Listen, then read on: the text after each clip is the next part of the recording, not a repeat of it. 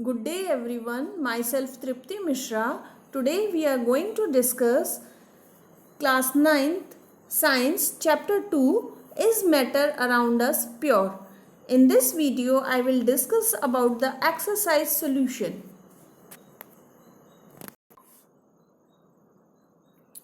Question number 1 is which separation technique will you apply for the separation of the following? A.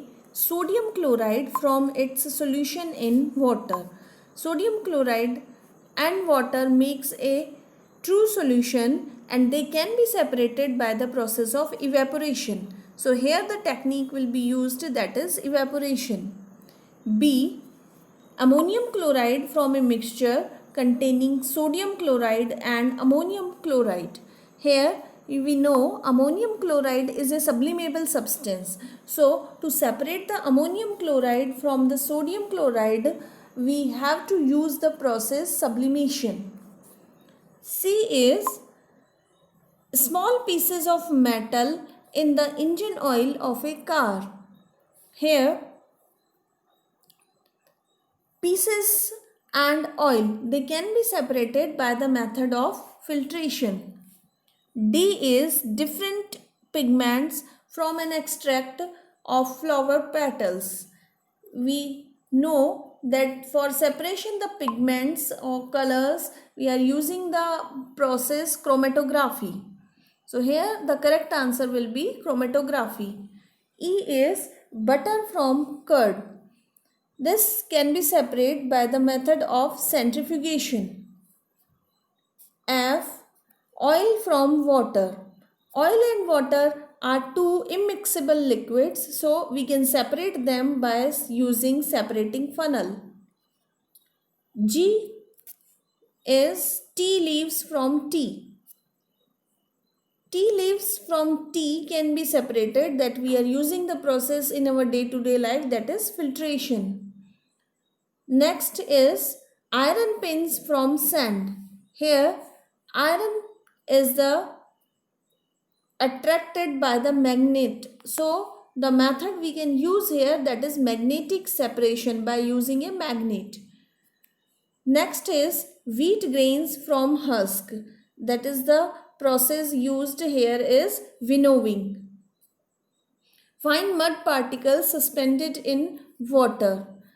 We know that fine mud particles which are in the water, that can be separated by loading using alum. Okay, then by using alum we can separate the mud particles from water. Question number 2 is write the steps you would use for making tea. Use the word solution, solvent, solute, dissolve, soluble, insoluble, filtrate and residue. So here in the answer we have to use all these terms. So we should write here, take the solvent water as solvent in a kettle, heat it with the solvent, boil, add the solute milk and water forms a solution. Then pour some tea leaves over a sieve, pour slowly hot solution of milk over tea leaves. Color of tea leaves goes into solution as filtrate. The remaining tea leaves being insoluble remains as residue. Add requisite sugar which dissolve and the tea is ready. So you can write this answer in your words, but you have to use these particular terms. Question number 3 is Pragya tested the solubility of 4 different substances at different temperatures and collected the data as given below. Results are given in the following table as grams of substance dissolved in 100 grams of water to form a saturated solution. Substance dissolves are and here another side it is given temperature in Kelvin. Then potassium nitrate at 283, 293 Kelvin, 313 Kelvin, 333 Kelvin and 353 Kelvin, and solubility is given 21, that is in the gram. 21 gram, 32 gram, 62 gram, likewise 106 gram, 167 gram. Likewise this is given for 4 substances: potassium nitrate, sodium chloride, potassium chloride and ammonium chloride.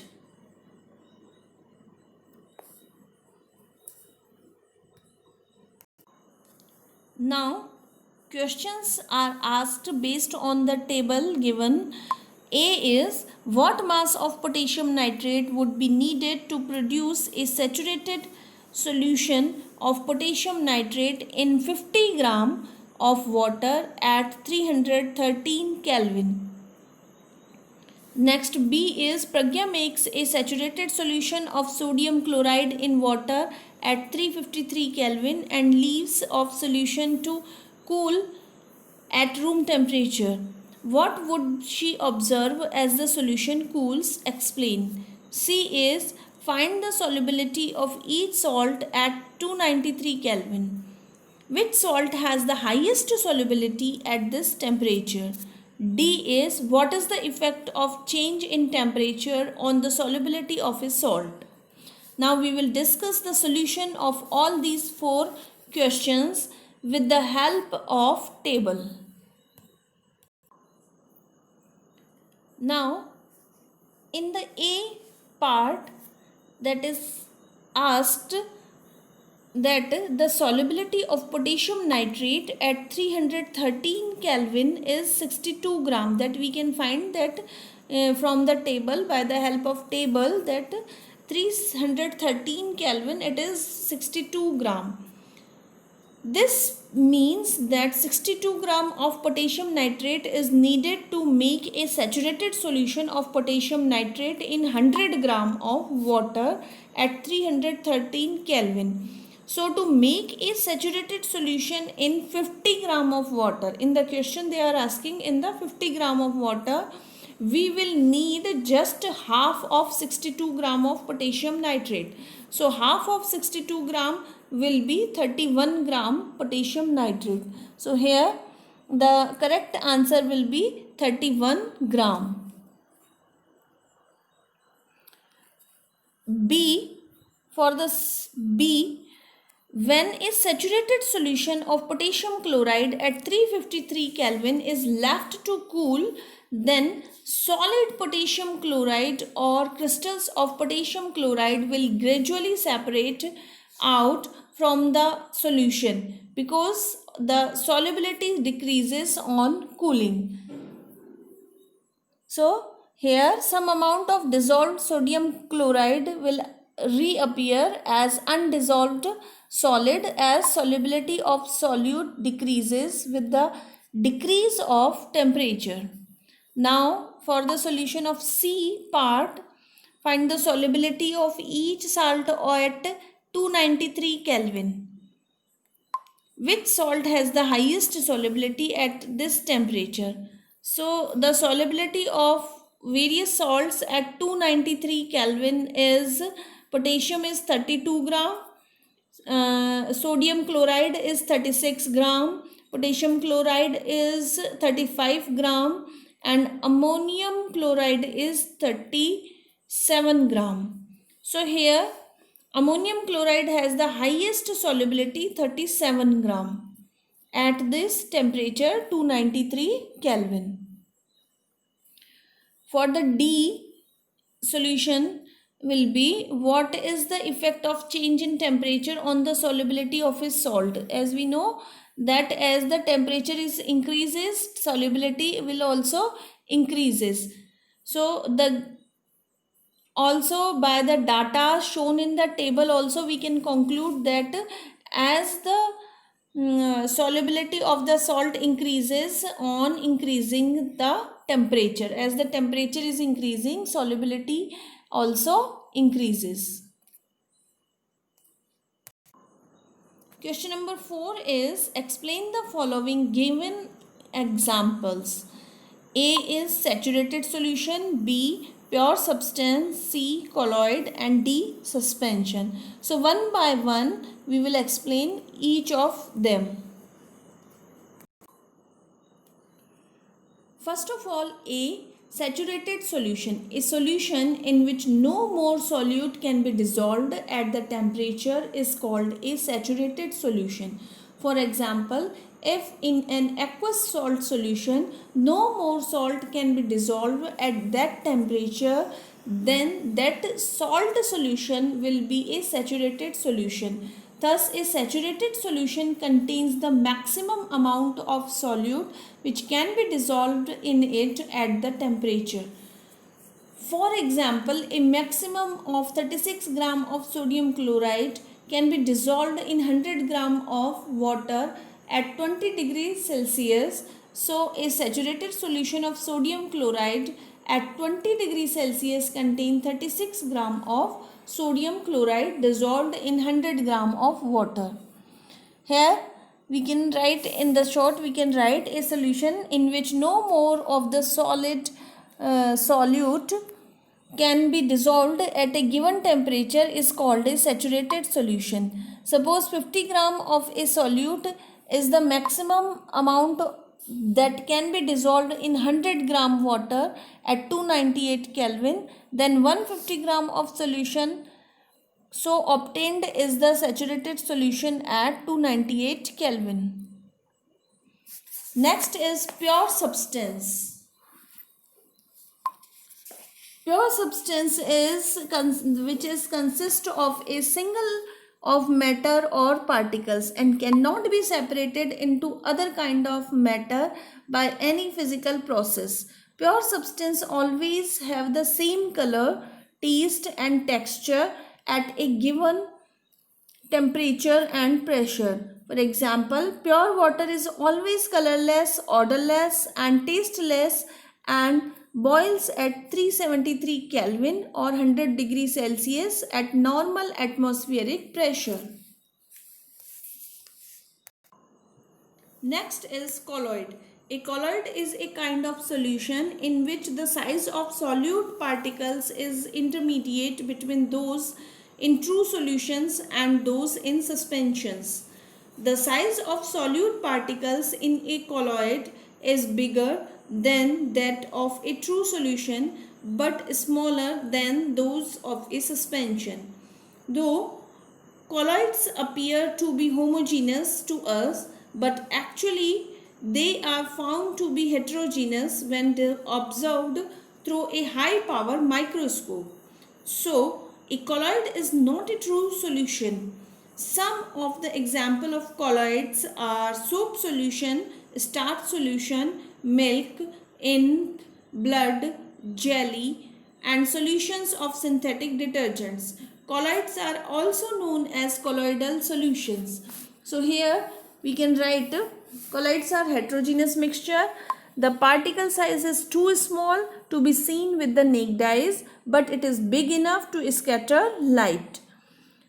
The particles are called the dispersed phase and the medium in which they are distributed is called the dispersion medium. Colloids are useful in industry and daily life.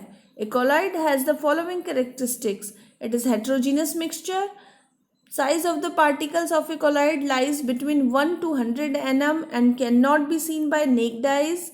Particles of colloids can scatter a beam of light passing through it and make a path visible, which is also called Tyndall effect. The particles of colloid cannot be separated from the mixture by filtration. The process of separation of colloid particles is known as centrifugation. They do not settle down when left undisturbed. In other words, colloids are quite stable. Smoke, milk, fog, cloud are the examples of colloids. Next is suspension. As we know, a suspension is a heterogeneous mixture in which the small particles of a solid are spread throw out a liquid without dissolving in it. Some common example of suspensions are chalk water mixture, muddy water, milk of magnesia, sand particles suspended in water, and flour in water.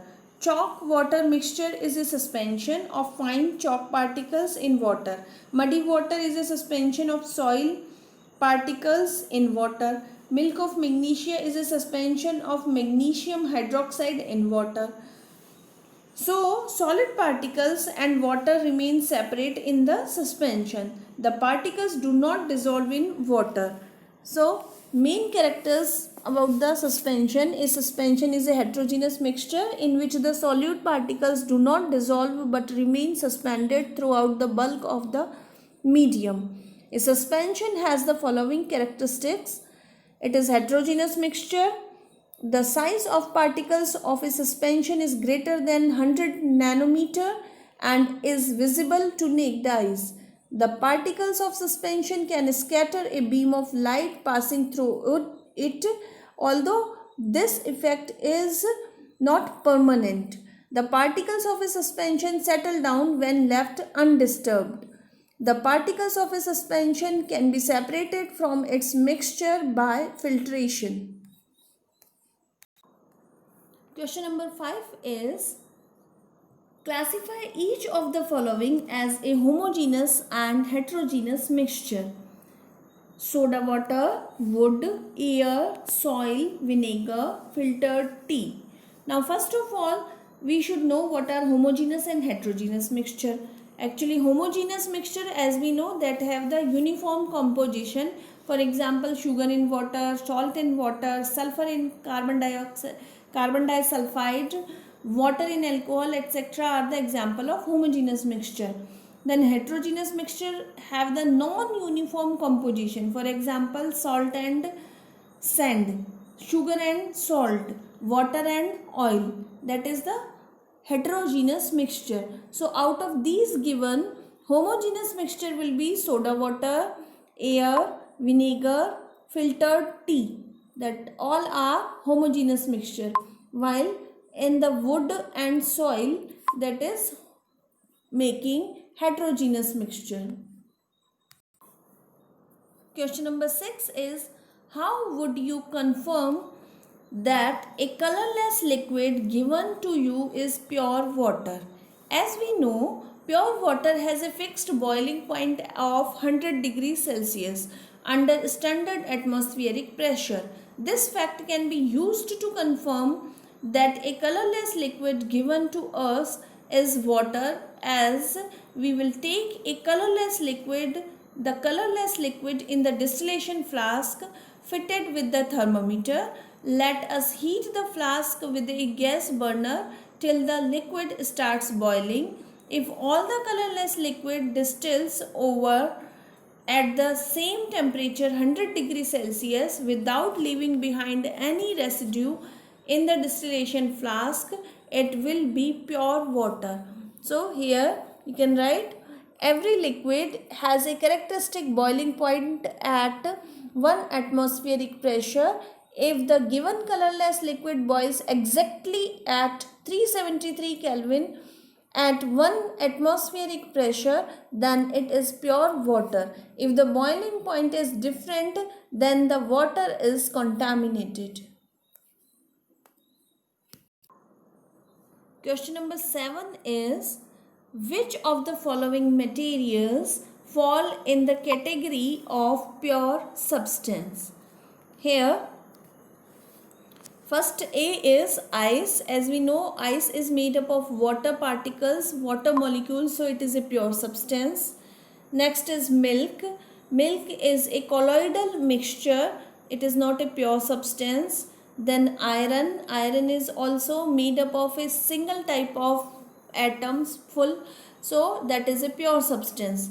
Hydrochloric acid. Hydrochloric acid is a mixture of hydrochloride gas and water, so it is not a pure substance, it is a mixture. Calcium oxide. In the calcium oxide, all the molecules are CaO, calcium oxide, so that is pure substance. Mercury is also a pure substance. All the atoms are of mercury atoms. Remaining brick, wood and air, that all are actually the mixture. They are not the pure substance. So here we can conclude ice, iron, calcium oxide and mercury are the pure substance. Remaining other milk, hydrochloric acid, brick, wood, air, that are the mixtures. Question number 8 is identify the solutions among the following mixtures.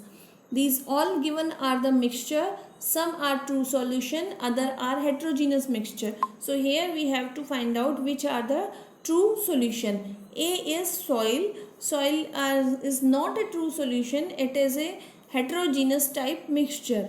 Next is seawater. Seawater is a true solution. We can write here it is solution. Air is also a solution.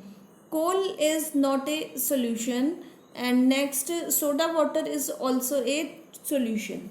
So out of these given, seawater, air and soda water are the solution. Next question number 9 is which of the following will show Tyndall effect? As we know, heterogeneous mixture mainly colloids show the Tyndall effect. Suspension also shows Tyndall effect, but that is not permanent. So here we will discuss one by one. Salt solution. Salt solution is a solution. It is not a colloid, so it will not show the Tyndall effect. Then next is milk. Milk is a colloid, so it will show the Tyndall effect. Next is copper sulfate solution. Copper sulfate solution is also making a solution with water. Then it is also not a colloid. That's why it will also not show the Tyndall effect. The last D1 is starch solution. Starch is mixed into the water to prepare starch solution, and it makes colloid, and this colloid is showing the Tyndall effect. So here milk and starch solution will show the Tyndall effect. Question number 10 is classify the following into elements, compounds and mixtures. So here A is sodium. Sodium is element. Then B is soil. Soil is a mixture of humus and so many different things. So it is a mixture. Sugar solution. Sugar solution is also sugar mixed into the water. It is also a mixture. Silver. Silver is the pure form. It is an element. Calcium carbonate. Calcium carbonate is a compound made up of calcium and carbonate ion. So it is a compound. Tin. Tin is also a pure form of a metal, that is tin. It is also a element. And last one is silicon. Silicon is also an element. Next is coal. Coal is a mixture. Next is air. Air is also a mixture of different gases, oxygen, nitrogen, carbon dioxide and all other gases. Then soap. Soap is a compound. Then methane. Methane formula is CH4. That is a compound formed with the carbon and hydrogen. That is also called hydrocarbon. Then carbon dioxide. Carbon dioxide is the formula CO2. It is also a compound made up of carbon and oxygen. Last is blood. Blood is a mixture. Question number 11 is which of the following are chemical changes? Here we have to differentiate the given situations in physical and chemical changes. As we have studied about the physical and chemical changes, physical changes are those in which no new substance is not formed, and chemical changes are the changes in which new substances are formed. So on the criteria, this criteria we will distinguish them in the physical and chemical changes. A is growth of a plant. During the growth of a plant, so many chemical reactions are going inside the plant and new substances are formed, so it is a chemical change. Rusting of iron. During the rusting of iron, iron is reacting with the environmental gases and moisture and making some new substances. That is also a chemical change. Mixing of iron filling and sand. So here sand and iron filling can also separate very easily by using magnet. So this is only a physical change and no new substance is formed. Next is cooking of food. Once when we are cooking the food, that food is changed to some new substance, and that's why it is a chemical change. Digestion of food. In the digestion, during the digestion, food is changed to some new substances, and that's why it is also a chemical change. Freezing of water. Once the water is freezed, it changes from liquid to solid, but as we keep it outside at the room temperature, again this freezed water or ice cube will convert into the liquid water. So it is only the change in the physical state from liquid to solid. That's why it is a physical change only. Next is burning of a candle. During the burning of candle, it convert into some gases. That's why new substances are formed, and it is a chemical change. And before burning, that candle is converting from solid state to liquid state. Converting of this solid to liquid is actually a physical change, but this liquid is burned, then this is a chemical change. So friends, that was all about the NCERT book chapter number 2 exercise questions and their solutions. If this video is beneficial for you, also share the video with your other friends and subscribe my YouTube channel NCERT Science Mantra.